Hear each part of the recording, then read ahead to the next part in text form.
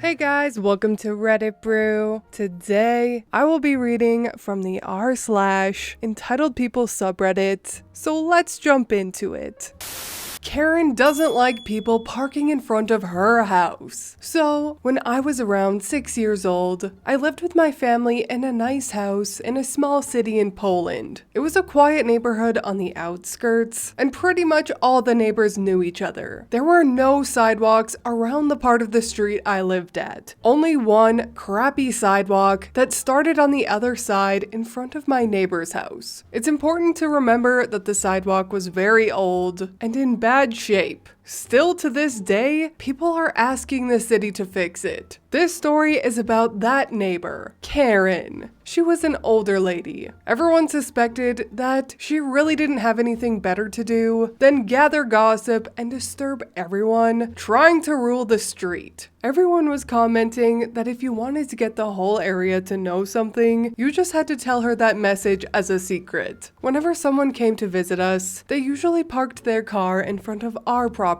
But on bigger meetups, like barbecues or parties, people would park in front of our closest neighbors' houses too. That was never a problem. No gates were obstructed, and no one was disturbed. Well, almost. Karen hated when someone parked in front of her house, and she would always run out yelling about how we dared to park our filthy cars on her precious sidewalk. My mother is not someone that lets someone yell at her. She had many discussions with Karen about the laws and rules that stated that she doesn't own anything outside her fence, which means that the sidewalk is public and anyone can park on it as long as they leave enough space for a wheelchair to pass. That wasn't enough. Every time someone would come over and park their car there, the yelling would start. Until one time when my mother's friend, Tomek, came for a coffee during the winter. He's a local policeman, and his specialty is road law. So my mother tells him about Karen and her behavior regarding the sidewalk. Tomek laughs since that thing was in such bad shape that it can barely even be called a sidewalk. When he was leaving, he assured my mom that he would come by the next day for a coffee on his lunch break. The next day comes, and I was playing with my brother in the snow. We see a black car pulling over in front of Karen's house, and as the driver gets out, Karen storms out of her house yelling, "You can't park there! This is my sidewalk! Get your filthy car off my prop!" Well, there he was, Tomek with his full uniform, hat and all, turning around towards Karen as comically as he could. "Excuse me? You tell me that I can't park my car here?"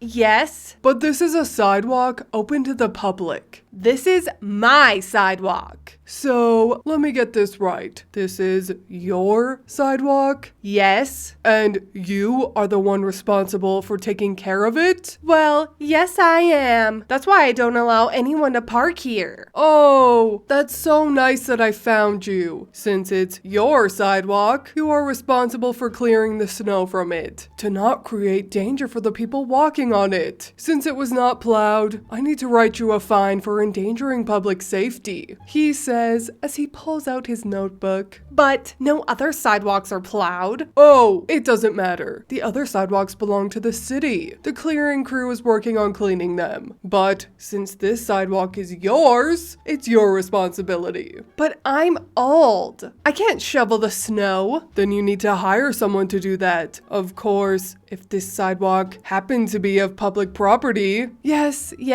it's not mine." "But a moment ago you were yelling at me that it was. So what is it? Is it yours or not? Because I don't know if I should fine you now." "No, it's not mine." "All right. Seems like we cleared that up. Now, if you harass anyone like you did with me, it could result in a fine. So I recommend you watching out on what you claim to be yours." And then he proceeded to cross the street and enjoy a coffee at our house. Karen never disturbed anyone for parking in front of her house again. She would only stare at people, trying to burn holes in their skulls with her sight.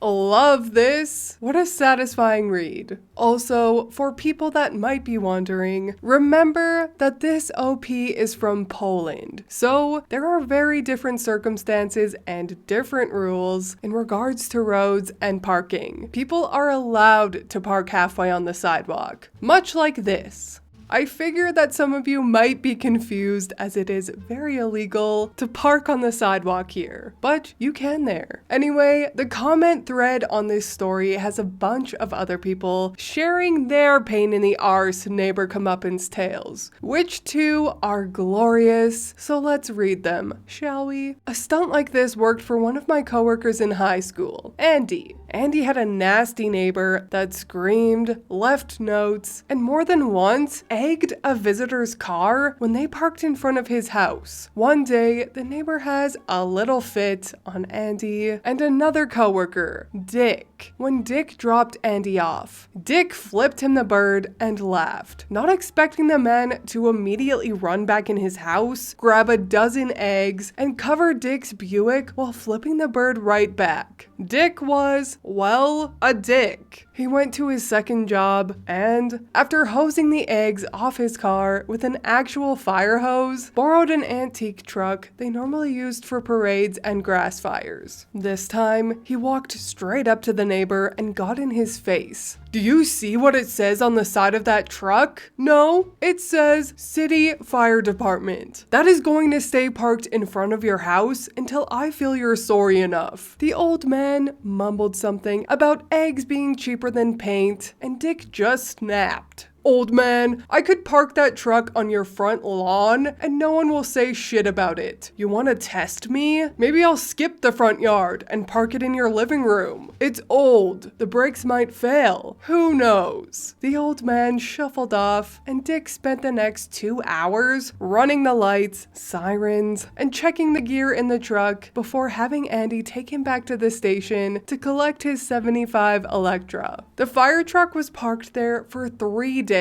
After which, there wasn't a problem anymore. My dad did something similar, but the original issue wasn't over parking. One of the neighbors was bitching because although our grass was cut every week, it wasn't edged, perfectly legal to park on the street. So my dad owned a small clearing / grading company, brought home his truck / lowboy, big ass ugly muddy trailer for hauling heavy equipment, and parked it in front of the house, then edged the grass. What's the problem? I edged the grass like you so politely requested. The neighbor held out for 2 weeks before she agreed to stop bitching about the edging if he would take his rig away. I think it took 2 weeks because she probably tried to call the cops. Had a similar experience with a neighbor's brother at our last house. They moved in several years after we did, and we just so happened to be biking on the sidewalk that's only on their side of the road, when his brother comes outside and demanded we get off their sidewalk. He only said this to us, our cousins, and the other people of color that lived in the neighborhood. Anyone else that walks or bikes on their sidewalk was perfectly fine. We secretly biked on their sidewalk when they weren't home. Eventually, we noticed that the brother stopped showing up to the house. We found out the younger brother was a racist douchebag, and the older brother was the one who owned the house. So, the older brother refused to let his brother come over after he found out what was happening, and we were allowed to freely bike on the sidewalk again.